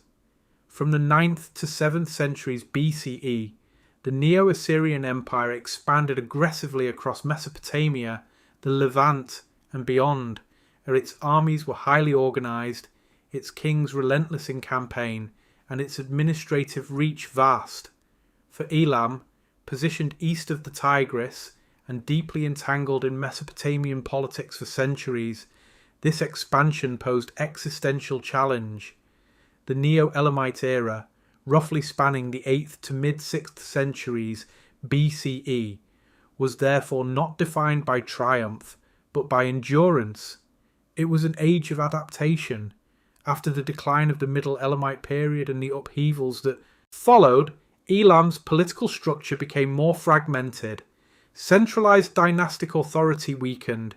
Multiple regional rulers governed different territories, sometimes in cooperation, sometimes in rivalry. This fragmentation, though a weakness in face of foreign invasion, also created flexibility. Elamite leaders responded to Assyrian expansion through shifting alliances and strategic resistance. At times, Elam allied with Babylon against Assyria. At other times, internal Elamite factions sought Assyrian support against rivals. Diplomacy became a survival tool. Assyrian records frequently mention Elam in context of Babylonian revolts. When Babylon rebelled against Assyrian domination, Elam often provided support, military or diplomatic. This alliance was logical. A strong Assyria threatened both Babylonian independence and Elamite autonomy. Supporting Babylonian resistance allowed Elam to counterbalance Assyrian pressure without direct confrontation in every instance. Yet such alliances were precarious. Assyrian kings responded forcefully to perceived interference. Campaigns crossed the Tigris into Elamite territory. Battles were fought along frontier regions. The Assyrian Empire's military sophistication outmatched earlier Mesopotamian rivals. Siege warfare, organised cavalry, and coordinated campaigns brought unprecedented destructive power. Elamite resistance was therefore uneven. At times, Elamite forces achieved local victories. At other times, they suffered devastating defeat. The 7th century BCE marked a turning point. Under Assyrian king Ashurbanipal, campaigns against Elam intensified. Assyrian inscriptions describe repeated invasions, destruction of cities, and capture of rulers. One of the most dramatic episodes occurred around 647 BCE when Assyrian forces sacked Susa. Ashurbanipal's inscriptions boast of levelling temples, carrying away sacred statues, and devastating the land. Archaeological layers in Susa confirm destruction during this period. For many civilizations, such destruction might have marked irreversible collapse. For Elam, it marked transformation. Urban resilience characterized Neo-Elamite survival. Even after devastation, Susa did not vanish. Settlements continued in the region. Administrative practices adapted. Population persisted. Highland regions provided refuge. The Zagros foothills once again played a role in survival. Fragmented terrain limited Assyrian ability to control permanently. Political fragmentation, while weakening centralized resistance, also prevented total annihilation. No single decisive battle ended Elamite identity. Instead, survival depended on adaptation. Elamite rulers adjusted diplomacy. Some acknowledged Assyrian overlordship temporarily. Others shifted allegiance to Babylonian rebels. Urban centres reorganised around reduced scale. Trade networks adjusted routes. Cultural continuity persisted beneath political upheaval. The Elamite language continued to be used in administrative contexts. Religious traditions endured. Local elites maintained authority in regional strongholds. This continuity is visible in archaeological remains. Domestic architecture, burial customs, and material culture showing gradual evolution rather than abrupt disappearance. The Neo-Elamite era also coincided with emergence of new power in the Iranian plateau, the early Persians. In regions formerly associated with Anshan, Persian groups began consolidating authority. The relationship between late Elamites and early Persians remains subject of scholarly debate, but evidence suggests cultural and administrative continuity. Elamite language and scribal practices influenced early Achaemenid administration. Thus, even as Assyrian expansion pressured Elam politically, its cultural legacy flowed into emerging powers. Babylonian resurgence under Nabopolassar and Nebuchadnezzar II in late 7th and early 6th centuries BCE further reshaped balance. With fall of Assyria, around 612 BCE, new opportunities arose. Elam, however, no longer possessed centralized strength of earlier centuries. It existed as regional entity gradually absorbed into larger political frameworks. Yet absorption did not erase memory. When Cyrus the Great rose in mid-6th century BCE, he styled himself King of Anshan. This title reflects direct connection to Elamite Highland tradition. Susa later became one of principal capitals of Achaemenid Empire. Elamite administrative language continued in use for imperial records, alongside Old Persian and Akkadian. Such continuity underscores resilience. Neo-Elamite survival was not about reclaiming dominance over Babylon or defeating Assyria decisively. It was about enduring within changing geopolitical environment. Alliances shifted pragmatically, resistance flared strategically, urban centres rebuilt incrementally, cultural identity adapted without dissolving. In times of Assyrian dominance, Elamite leaders avoided complete isolation. They engaged in diplomacy, even when confronting overwhelming force. They exploited moments of Assyrian distraction to reassert local authority. They maintained religious institutions that anchored communal life. Survival in changing world required flexibility. Elam's earlier strength lay in dual geography, plateau and plain. In Neo-Elamite era, that geography again provided buffer. Assyrian campaigns could devastate lowlands, but highlands preserved population and identity. When Assyria collapsed, Elam did not immediately re-emerge as independent empire. Instead, its legacy transitioned into Persian sphere. This transition was not abrupt conquest, but gradual transformation. Cultural continuity bridged eras. Administrative practices persisted. Sacred sites retained significance. Language influenced imperial bureaucracy. Thus, the Neo-Elamite era is story not of extinction, but of adaptation. Faced with most formidable empire of its age, Elam endured through alliances, resistance and resilience. It lost battles, it suffered destruction, yet it preserved cultural core. Between mountains and rivers, amid expanding Assyrian might, Elam adjusted course, and in doing so, it ensured that even when political independence faded, its influence would continue, shaping foundations of the empire that followed. Assyria and destruction, the fall of Susa. In the 7th century BCE, the balance of power in the Near East tilted decisively toward Assyria. From its capitals at Nineveh, Kalhu, and Dur-Sharukin, the Neo-Assyrian Empire projected military force across Mesopotamia, the Levant, and into Egypt. Its kings documented their campaigns in carved stone reliefs and cuneiform inscriptions that emphasized overwhelming power, divine sanction, and uncompromising retribution. For Elam, long a rival across the Tigris, this expansion would culminate in catastrophe. The campaigns of Ashurbanipal, who ruled Assyria from 669 to 631 BCE, marked the final and most destructive phase of Elamite resistance. For generations before him, Assyrian kings had clashed with Elam in shifting cycles of alliance and conflict.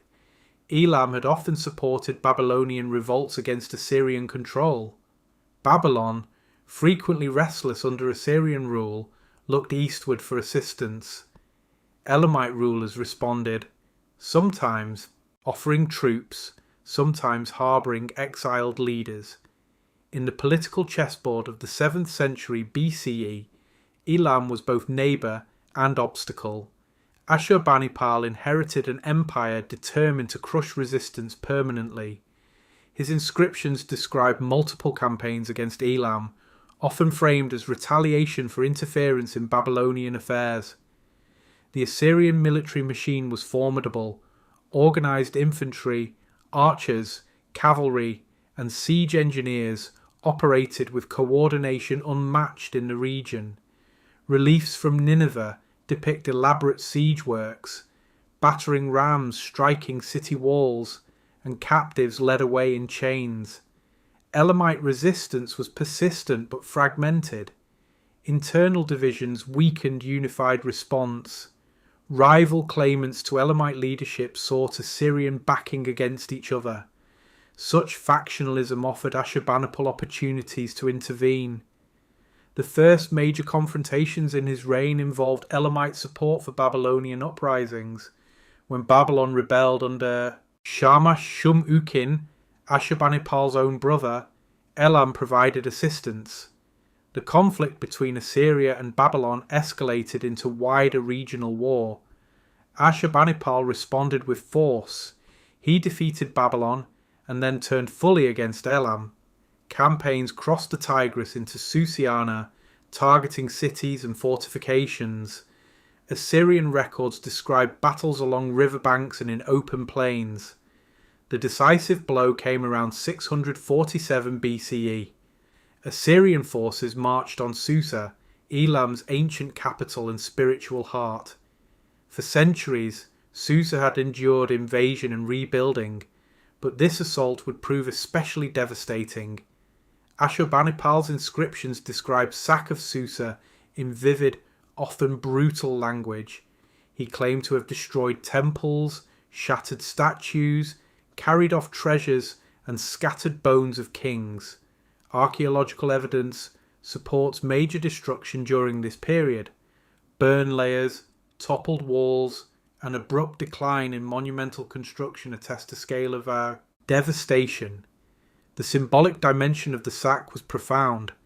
Assyrian armies removed sacred statues from temples, reversal of earlier Elamite practice of carrying Babylonian statues to Susa. In Mesopotamian religious worldview, removal of divine image signified withdrawal of God's protection. By seizing Elamite gods, Ashurbanipal sought not only military victory but spiritual humiliation.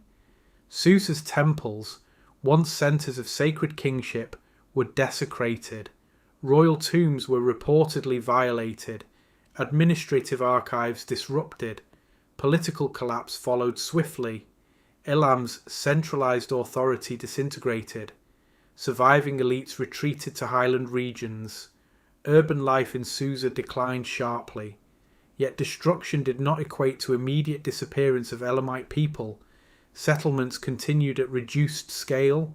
Rural communities persisted. Cultural traditions endured.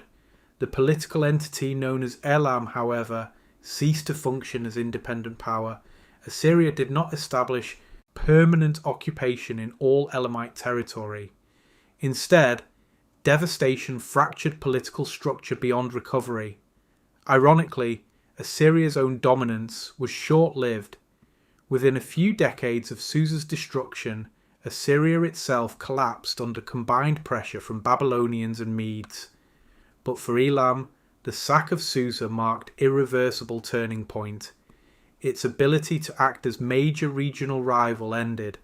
Highland centres retained some autonomy, but they lacked resources and cohesion to reassert former influence. The destruction reshaped demographic and political landscape. Some Elamite populations may have migrated or integrated into emerging Median and Persian groups on the Iranian plateau. Administrative practices and linguistic traditions survived. later influencing Achaemenid governance. Susa itself would rise again, this time as one of capitals of Persian Empire under Cyrus and Darius, yet it would not rise as Elamite capital. The campaigns of Ashurbanipal thus represent a culmination of centuries of rivalry across the Tigris. Elam had challenged Mesopotamian powers repeatedly. It had captured Babylonian monuments and intervened in regional politics. Assyria answered with overwhelming force. In reliefs from Nineveh, Ashurbanipal portrays himself as avenger and conqueror. Scenes depict Elamite cities burning, captives kneeling, and rivers filled with fleeing soldiers.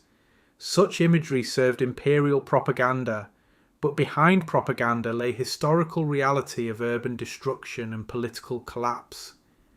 The fall of Susa was not a singular event isolated in time. It was culmination of a long cycle of warfare, alliances, and shifting dominance. Elam's earlier resilience, built on dual geography of plain and plateau, could not fully withstand sustained Assyrian campaigns combined with internal division. Yet even in defeat, Elam's cultural imprint remained. When Persians later adopted Susa as capital, they built upon Elamite foundations, administrative. Systems incorporated Elamite language alongside Akkadian and Old Persian. Thus, while Ashurbanipal's invasion shattered Elamite political structure, it did not erase its legacy.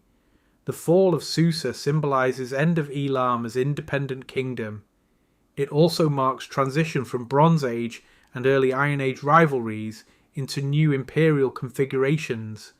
Between mountains and rivers, Elam had endured for nearly 2 millennia. Its capital had risen, fallen, and risen again.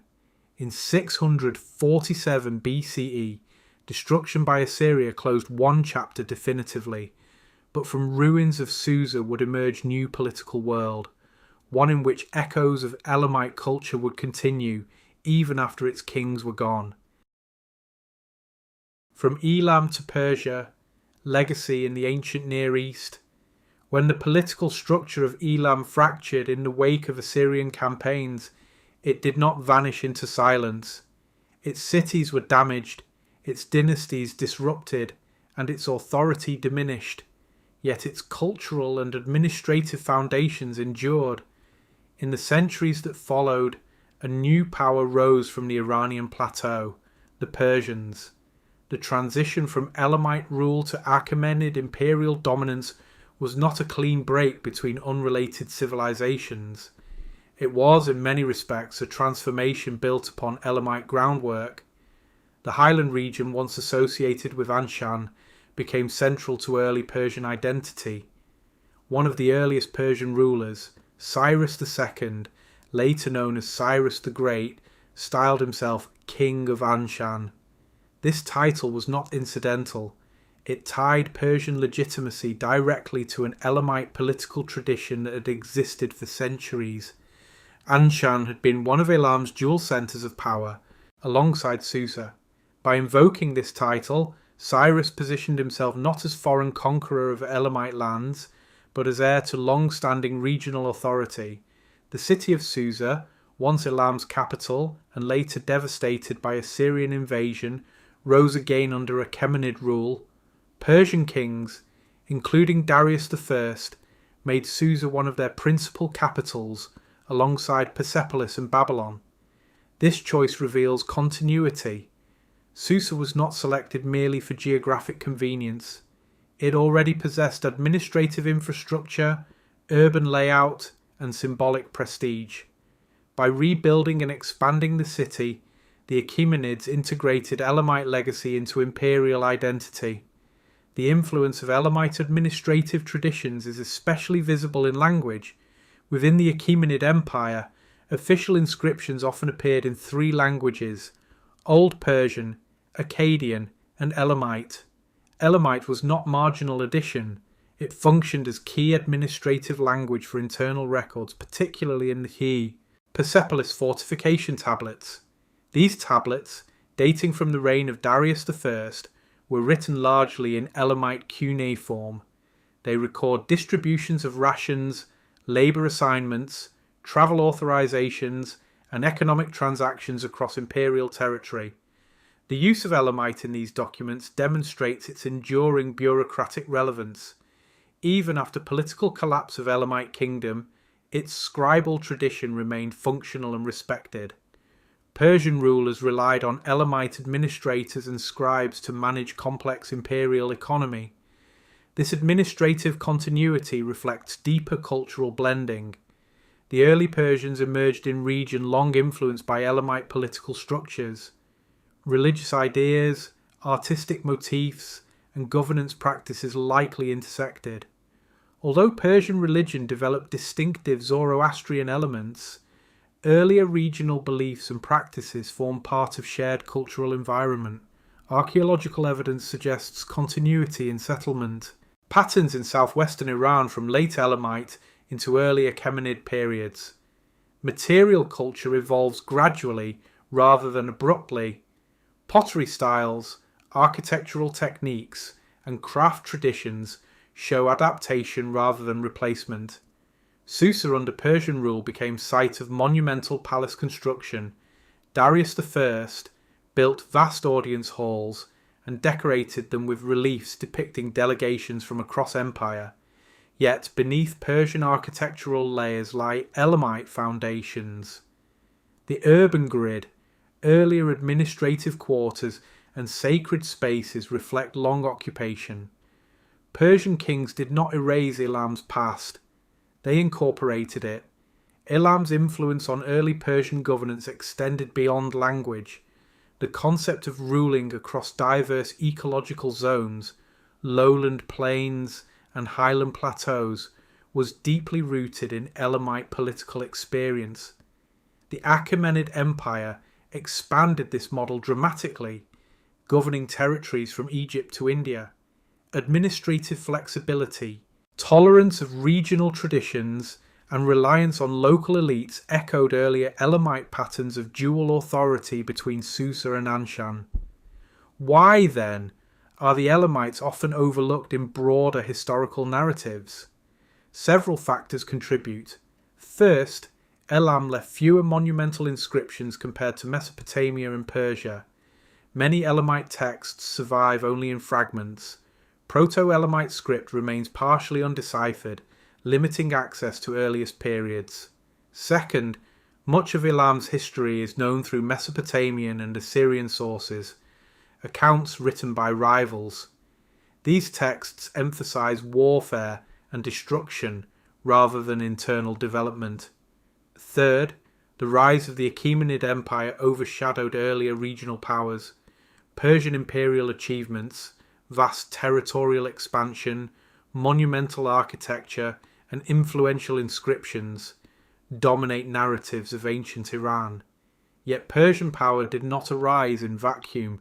It inherited landscape shaped by Elam, Elamite, administrative knowledge, urban centres, and cultural networks provide foundation upon which Persians built.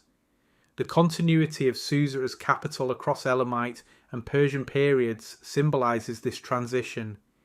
Even after centuries of destruction and rebuilding, Susa retained symbolic and strategic importance. When Darius constructed palace complex there, he inscribed texts in Elamite alongside Old Persian and Akkadian. This trilingual approach acknowledges cultural layers of region. The Elamite language persisted into 5th century BCE in administrative contexts, long after independent Elamite kingdoms ceased to exist. Such persistence challenges narrative of abrupt cultural replacement. Instead, it reveals gradual integration. The legacy of Elam also extends to artistic traditions. Certain motifs in Achaemenid art may reflect earlier Elamite iconography, particularly in representations of divine figures and symbolic animals. While Persian art synthesized influences from across empire, local traditions contributed to aesthetic vocabulary. The story of Elam is therefore not one of disappearance, but transformation. Political collapse under Assyrian assault ended Elam as independent state. yet its people, language, and institutions flowed into emerging Persian world. Between mountains and rivers, Elam had endured nearly 2 millennia. Its dual political structure, sacred kingship, administrative systems, and trade networks shaped southwestern Iran profoundly. When Persians rose to imperial dominance, they did so within landscape already structured by Elamite civilization. To overlook Elam is to misunderstand foundations of early Iranian history. It bridges gap between ancient Mesopotamian world and Persian Empire. It stands as example of resilience across cycles of conquest and revival. Though often overshadowed by more famous neighbours, Elam's legacy survives in language preserved on clay tablets, in ruins beneath Persian palaces, and in political concepts, inherited by one of history's greatest empires. From Elam to Persia, continuity outweighs rupture. In that continuity lies enduring significance of a civilization that shaped the ancient Near East long before and long after its name faded from political maps. The Elamites may not be as widely known as Babylon or Persia, but their story runs just as deep. For nearly 2,000 years they stood between mountains and rivers, building cities, shaping trade, defending their borders, and leaving behind a cultural legacy that would quietly flow into the Persian Empire. From Susa to Chogha Zanbil, from rivalry with Mesopotamia to survival under Assyrian pressure, Elam helped shape the ancient Near East in ways history often overlooks. If you enjoyed this journey into one of the world's earliest civilizations, don't forget to like the video, subscribe for more in-depth history, and share it with someone who loves discovering forgotten worlds. And let me know in the comments, where are you watching from and what time is it there right now?